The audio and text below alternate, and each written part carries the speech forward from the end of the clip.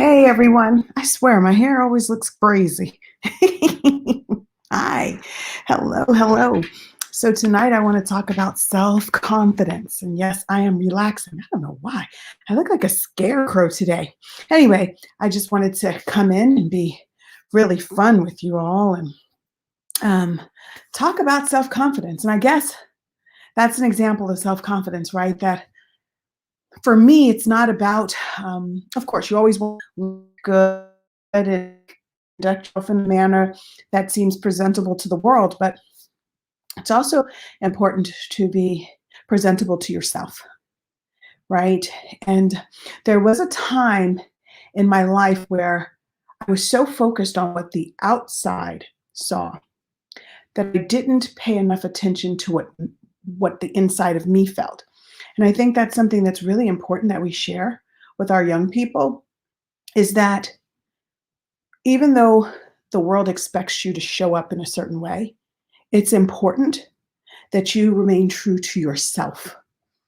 I think that right now, at a time where our young people are experiencing a lot of self doubt, suicide rates are increasing, drug uses are increasing, the pandemic is taking its toll. It's really important that we, as family members, parents, whatever you are to young people, that we encourage them and support them in being true and authentic to themselves.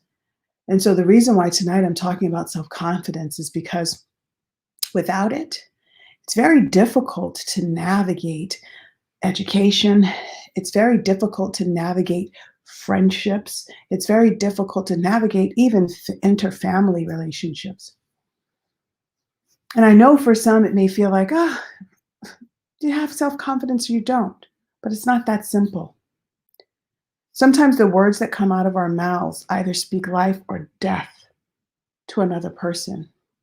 Imagine what that does to a child, no matter what the age, K through 12, or even someone that's a young adult. It's important that as we learned and grew into adulthood and realized the ups and downs that take place, it's really important that we take extra time and care in this time with our young people to help instill the principles of self-confidence. Because I know for many of us adults who are actually going through this pandemic and seeing so much shift happen, even we kind of crack. But in that, having the dialogue with our young people helps them realize that one small failure or one thing that happens doesn't have to necessarily break you and take you off of your path. And so I came in today to talk about it because it's so extremely important that we help our young people understand that self confidence is something that they can develop, and it's not really about anyone else but them. It doesn't matter what anybody else thinks about them, it's only what they feel about them. And sometimes that's the hardest thing to do. We as adults have a hard time, doing that when so many different things come at you in the world. But now more than ever, it is key. It is key that we honor our young people, love on them a little bit more, teach them how to love on themselves no matter what is happening, and spend time doing fun things with them. I mean, this whole conversation just it's touching me in a different way today because um, I think that once we can help instill some of these characteristics, just even if it's in the most minute way, just a tiny way, just spending time with them will help them develop more self-confidence, encouraging them to do things that matter to them, not about what the world thinks. And when I say what the world thinks is sometimes as adults, we think kids should follow a path, right? That, oh, if they're not on this path and they're not following this trajectory, that somehow it's out of alignment. Sometimes it's better for us to just take a step back, love on our little ones. When I say little, like I said, I mean K through 12 and a little bit beyond, even college students.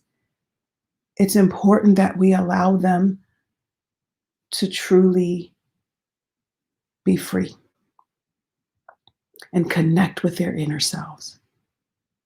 so that they can find themselves, find what matters, learn to love themselves in such a beautiful way that even a pandemic or even the shift in so many different things, it doesn't take them to points of feeling like despondent, right?